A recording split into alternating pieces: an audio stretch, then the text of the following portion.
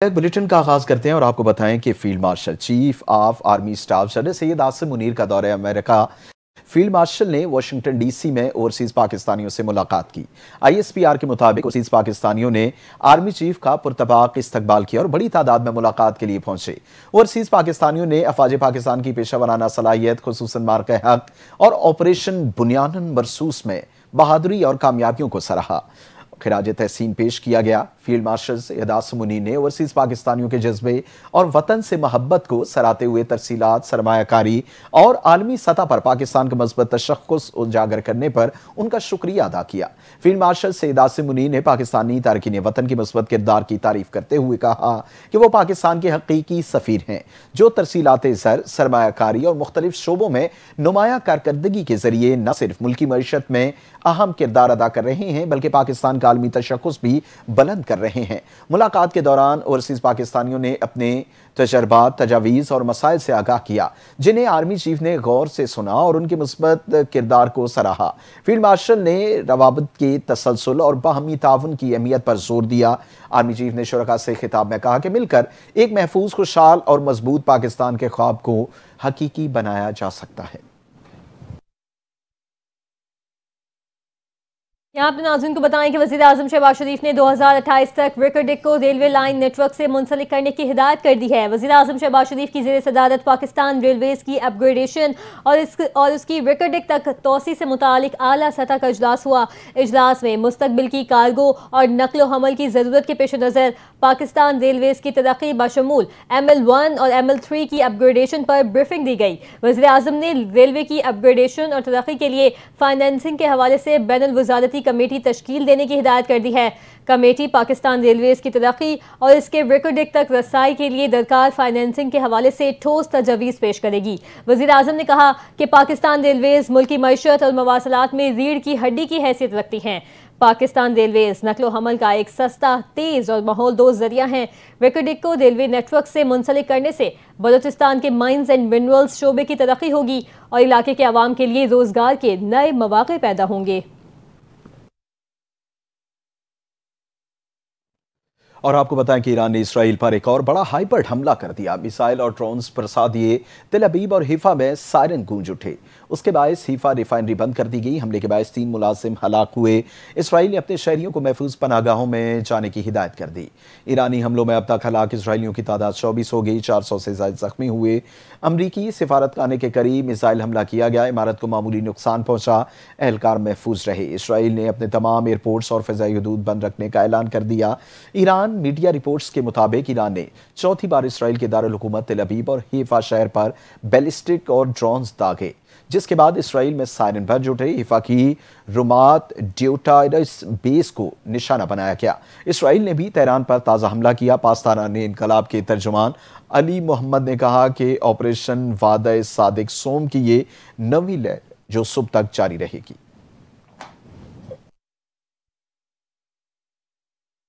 ईरानी सदर मसूद पज़ेश्कियान ने अपने नए बयान में कहा, हम दुश्मन की जवारियत का पूरी कुव्वत से जवाब देंगे।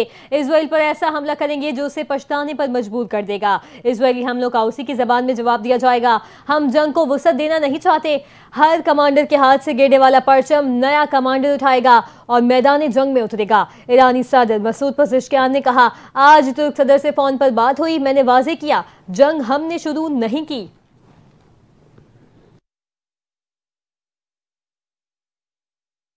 ईरानी वजीर खारजा अब्बास इराक्ची ने कहा कि मुज़ाकरात की मेज़ कभी नहीं छोड़ी, मगर इस वक्त तेहरान का फोकस इसराइली शरियत से निमटने पर है। गैर मुल्की खबरसां इदारे के मुताबिक ईरान वजीर खारजा अब्बास इराक्ची ने 3 यूरोपीय हममनसब से गुफ्तगू करते हुए कहा कि ये जंग ईरान ने शुरू नहीं की और ना ही ईरान खूनरेज़ी जारी रखने में दिलचस्पी रखता है। उन्होंने कहा कि ईरान सिफारतकारी के जरिए संजीदा है। मुज़ाकरात की मेज़ कभी नहीं छोड़ी, मगर उस वक्त तेहरान का फोकस इसराइली शरियत से निमटने पर है। ईरानी टीवी चैनल्स पर इसराइली हमले से मुतल्लिक ईरानी वजीर खारजा ने कहा कि ईरानी टीवी चैनल पर बमबारी इसराइल की बदहवासी को जाहिर करता है। आपको बताएं कि ईरान ने अक़वाम मुत्तहिदा की सलामती काउंसिल को खबरदार किया है कि ईरान पर इजरायली हमलों में तल अबीब से ताउन करने वाले ममालिक बहरान के नताइज का सामना करने के लिए तैयार रहें, क्योंकि वो भी कानूनी तौर पर इन हमलों के जिम्मेदार होंगे। अक़वाम मुत्तहिदा में ईरान के मुस्तकिल मंदूब अमीर सईद इरावानी ने सलामती काउंसिल को भेजे गए खत में आगाह किया कि वो हक़ दिफा में मुतनासिब दिफाई ऑपरेशन अंजाम दे रहा है, जिनका मकसद फौजी अहदाफ और इससे मुंसलिक इंफ्रास्ट्रक्चर को निशाना बनाना है। मीडिया से बात करते हुए अमीर सईद इरावानी ने कहा कि अमरीकी हथियारों, खुफिया मालूमात और सियासी हिमायत के बगैर इजराइल किसी सूरत ईरान पर हमला नहीं कर सकता था। इस गैर कानूनी हमले की जिम्मेदारी अमरीका पर भी आयद होती है। उन्होंने कहा कि वाज़ेह है कि ईरान ने इजराइल पर हमला नहीं किया, ईरान ने किसी जंग में पहल नहीं की। ईरान को वजूद के लिए खतरा जैसा बयानिया झूठ पर मबनी है।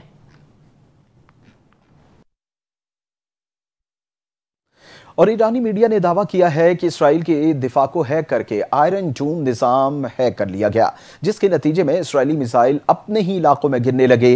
रिपोर्ट्स के मुताबिक आयरन डोम में तकनीकी मुदाखलत के बाद दिफाई मिसाइलों का रुख पलट गया, जिससे तेल अबीब समेत मुख्तलिफ इलाकों में धमाके हुए। रॉयटर्स की जानिब से जारी एक वीडियो में देखा जा सकता है कि तेल अबीब से फायर किए गए मिसाइल फिजा में बुलंद होने के बाद वापस जमीन की तरफ पलट गए। सोशल मीडिया पर तेजी से वीडियो वायरल हो गई, ताहाल इस्राएली हुकाम ने इन रिपोर्ट्स की तस्दीक या तरदीद नहीं की। कनाडा में होने वाली समिट में G7 ममालिक ने इजराइल की हिमायत कर दी। खबर एजेंसी के मुताबिक G7 ममालिक के बयान में इजराइल की हिमायत और ईरान को अदम इस्तेहकाम का सबब करार दिया गया। G7 मुश्तरका बयान में मशरिक़ वस्ता में वसी पैमाने पर कशीदगी में कमी, ईरान के बहरान के हल और गजा में भी जंगबंदी पर जोर दिया गया। मुश्तरका बयान में शहरियों के तहफ़्फ़ुज़ की अहमियत पर भी जोर दिया गया है। G7 ममालिक ने कहा कि हमारा मौक़िफ़ हमेशा से वाज़ेह है कि ईरान जौहरी हथियार हासिल नहीं कर सकता और इजराइल को अपने दिफा का हक हासिल है। इजराइल की सलामती के लिए अपनी हिमायत का इरादा करते हैं। दूसरी जानिब अमरीकी सदर ट्रंप ने G7 ममालिक के मुश्तरका अलामिये पर दस्तखत करने से इनकार कर दिया है, जिसके मुसव्वदे में इजराइल ईरान तनाज़े में कशीदगी कम करने की अपील की गई थी।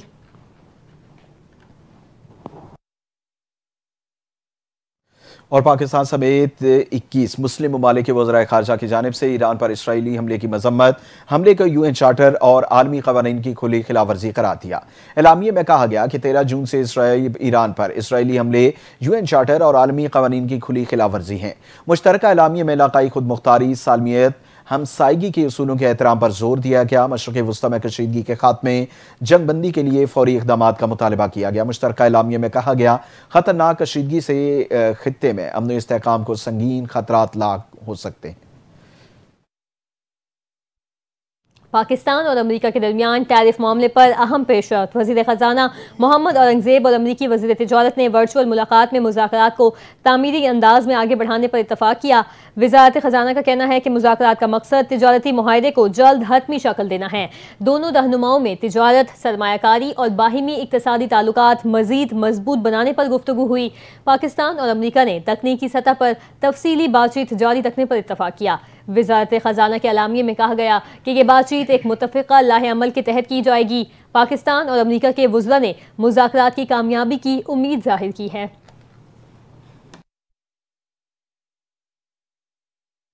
गवर्नर पंजाब सरदार सलीम हैदर खान ने मेंबरान कौमी असम्बली शैला रज़ा और नबील कबूल से मुलाकात की। मुल्की सियासी सूरत हाल, ईरान की इसराइल कशीदगी और खित्ते में अमन व ईमान पर तबादला ख्याल किया गया। गवर्नर पंजाब ने कहा कि पाकिस्तान अमन का ख़्वाह है, मगर अपनी खुद मुख्तारी पर समझौता मुमकिन नहीं।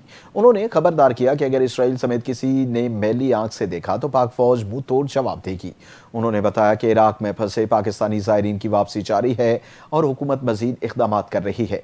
गवर्नर ने कहा कि पीपल्स पार्टी ने माजी में सरकारी मुलाजमीन की तनख्वाहें 50% बढ़ाकर तारीख रकम की और यकीन जाहिर किया कि पंजाब में भी पार्टी अपना मकाम दोबारा हासिल करेगी। ईरान से मुतल्लिक बात करते हुए उन्होंने कहा कि ईरान बिरादर हमसाया मुल्क है, मुश्किल वक्त में उसे तनहा नहीं छोड़ेंगे। अक़वाम मुत्तहिदा पर जोर दिया कि ईरान इसराइल कशीदगी कम कराने में किरदार अदा करे। उन्होंने ईरानी पार्लियामेंट में पाकिस्तान के हक में नारेबाजी की दोस्ती का सबूत करार देते हुए ईरानी अवाम से इज़हार यकजहती किया।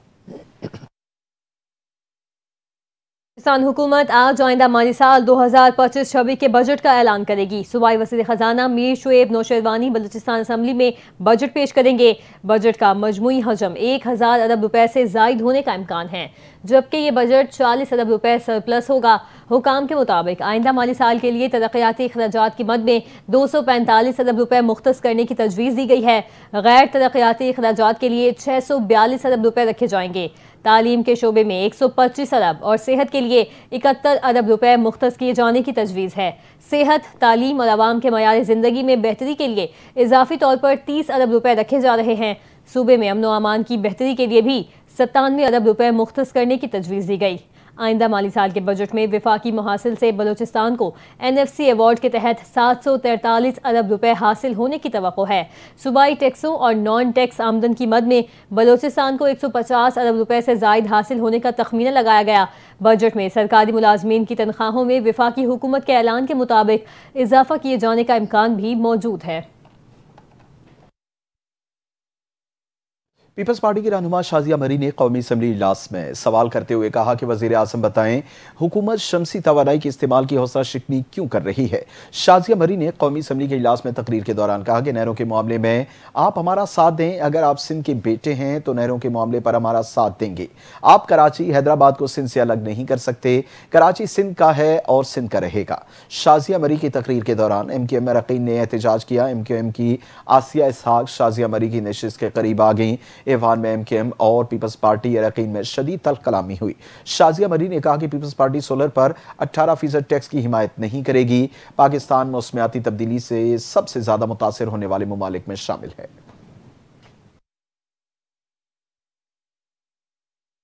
आपको बताएं कि मुशीर इत्तलात पख्तूनख्वा बैरिस्टर मोहम्मद अली सैफ ने कहा कि नए माली साल में पेट्रोलियम मसनूआत की कीमतों में मजीद इजाफा होगा। एक बयान में बैरिस्टर सैफ का कहना था कि विफाकी बजट में पेट्रोलियम मसनूआत पर नया टैक्स आयद किया गया है। पेट्रोलियम मसनूआत की कीमतें बढ़ने से तमाम चीज़ों की कीमतें भी बढ़ जाती हैं। बैरिस्टर सैफ ने कहा कि विफाकी बजट गरीब दुश्मन और अमीर दोस्त है। पंजाब हुकूमत का बजट भी गरीब दुश्मन है। पंजाब के बजट में ज़राई शोबे को मुकम्मल तौर पर नज़रअंदाज किया गया। उन्होंने कहा कि पंजाब के मुतासरा किसानों में बजट में कोई रिलीफ नहीं दिया गया। गलत पॉलिसियों से पंजाब के किसानों को 2200 अरब रुपए का नुकसान हुआ। बैरिस्टर सैफ का कहना था कि पंजाब में सिर्फ कमीशन वाले मंसूबों को तरजीह दी गई है। पंजाब को सेहत की सहूलतें फराहम करने के लिए तैयार हैं।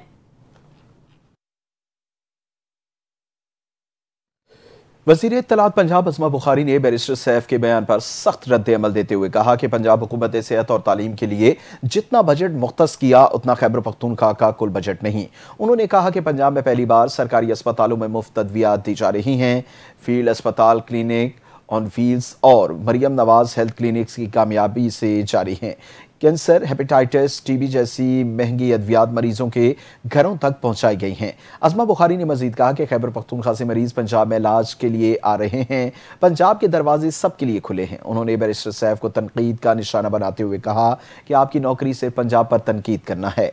अपने जाली सुल्तान राही वजीर आला की कारकर्दगी आज तक किसी को नहीं बताई। उनका कहना था कि मरियम नवाज अवामी खिदमत के रिकॉर्ड कायम कर रही हैं। दूसरी जानिब सिंध के सीनियर वजीर शर्जील इनाम मेमन ने अमीर जमात इस्लामी हाफिज नईम रहमान के हालिया बयान पर रद्द-ए-अमल देते हुए कहा है कि बजट पर सियासी पॉइंट स्कोरिंग के लिए सिंध हुकूमत पर इल्जामात लगाना हाफिज नईम की पुरानी आदत बन चुकी है। नूरा कश्ती जैसे इल्जामात दरअसल हाफिज नईम की सियासी बेवजनी को जाहिर करते हैं। सिंध हुकूमत ने तालीम, सेहत, पानी और इंफ्रास्ट्रक्चर की बेहतरी के लिए जो इकदाम किए हैं वो पाकिस्तान पीपल्स पार्टी की अवामी खिदमत का अमली सबूत हैं। तालीम के शोबे को हमेशा तरजीह दी गई है और जितने इकदाम पीपल्स पार्टी ने तालीमी तरक्की के लिए किए इतनी मिसालें माजी में कहीं नहीं मिलती। उन्होंने मजीद कहा कि सिंध का तालीमी बजट सिर्फ कागजों तक महदूद नहीं बल्कि स्कूलों की बहाली, असातिज़ा की भर्तियों और ज़मीनी सतह पर जारी तालीमी मनसूबों में वाज़ेह नजर आता है। शर्जील इनाम मेमन ने सवाल उठाया कि अगर हाफिज नईम को सिंध के तालीमी निज़ाम की वाकई फिक्र है तो वो ये सवाल क्यों नहीं उठाते कि 18वीं तरमीम के बावजूद विफाकी हुकूमत सिंध के वाजिबात बरवक्त क्यों नहीं देती। उन्होंने हाफिज नईम को मशवरा दिया कि इल्जामात की सियासत तर्क करके सिंध के अवाम की बेहतरी के लिए मुस्बत किरदार अदा करें।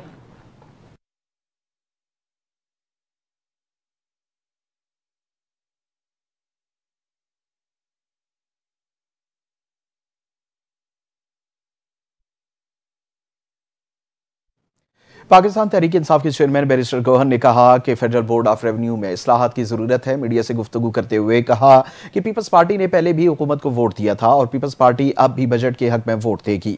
अवाम का पैसा अवाम पर ही खर्च होना चाहिए। उन्होंने कहा कि अवाम का पैसा अवाम पर खर्च हो और हमें सोचना होगा कि अवाम को कैसे रिलीफ दिया जा सकता है। हम अवाम के पैसों से यहाँ बैठे हैं। हुकूमत बजट में अपोजिशन की तजवीज़ को भी ऑन बोर्ड ले। बैरिस्टर गौहर ने कहा कि बजट इजलास के दौरान कौमी असम्बली में कोई वज़ीर नज़र नहीं आ रहा, ताहम हम तवक्को करते हैं कि हमारी बजट सिफारिशात को ज़ेरे गौर लाया जाएगा। भारत समेत बहुत से ममालिक बजट में अपने लोगों को रिलीफ देते हैं।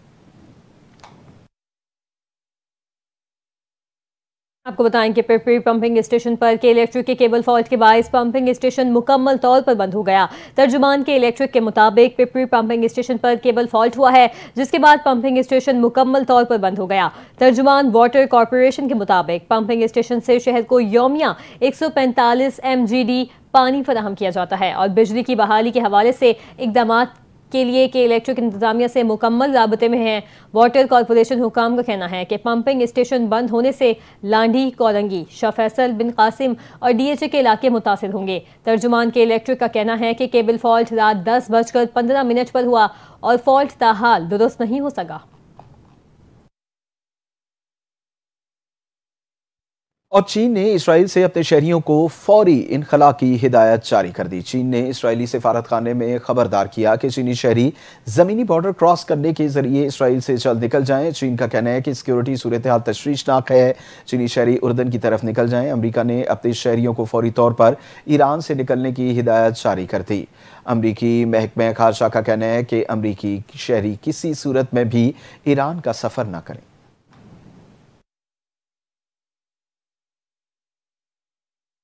आपको बताएं कि गजा में खुदा की तलाश में निकले फ़लस्तीनियों पर इजरायली हमले जारी हैं। अरब मीडिया के मुताबिक इजरायली फ़ौज ने आज फिर गजा में खुदा की तलाश में निकले फ़लस्तीनियों पर हमले किए, जिसके नतीजे में मजीद 47 फ़लस्तीनी शहीद हुए।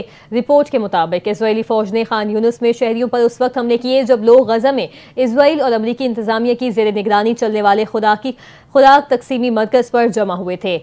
अरब मीडिया के मुताबिक इजराइल की जानिब से गजा में इमदाद की आमद बंद करने के बाद खुराक की शदीद किल्लत है और ऐसे में हर रोज हजारों शहरी खुराक तकसीमी मराकज़ के बाहर जमा होते हैं। देखती आंखों सुनते कानों को तारिक अजीज का सलाम। पाकिस्तान टेलीविजन की पहली आवाज, नामवर कंपेयर, अदाकार, शायर और सियासतदान तारिक अजीज को दुनिया से रुखसत हुए 5 बरस बीत गए। हर दिल अजीज मेजबान तारिक अजीज 28 अप्रैल 1936 को जलंधर में पैदा हुए। रेडियो पाकिस्तान लाहौर से अपनी पेशावराना जिंदगी का आगाज किया और 40 साल तक PTV के प्रोग्राम नीलाम घर की मेजबानी की। जब 1964 में पाकिस्तान टेलीविजन का क़याम अमल में आया तो तारिक अजीज PTV के सबसे पहले मर्द अनाउंसर थे। वो अपने करियर के पहले दिन से ही आखिरी रोज तक PTV के साथ वाबस्ता रहे। तारिक अजीज ने फिल्मों में भी अपने फन के जौहर दिखाए। पहली फिल्म इंसानियत 1967 में रिलीज हुई। मारूफ अदाकारों में मेजबान तारिक अजीज ने उर्दू और पंजाबी में शायरी भी की। हुकूमत पाकिस्तान ने तारिक अजीज को 1992 में तमगे हुस्ने कारकर्दगी से नवाजा। तारिक अजीज 1997 से 1999 तक रुकने कौमी असम्बली भी रहे। पाकिस्तान टेलीविजन की ये पहली आवाज 17 जून 2020 को हमेशा के लिए खामोश हो गई।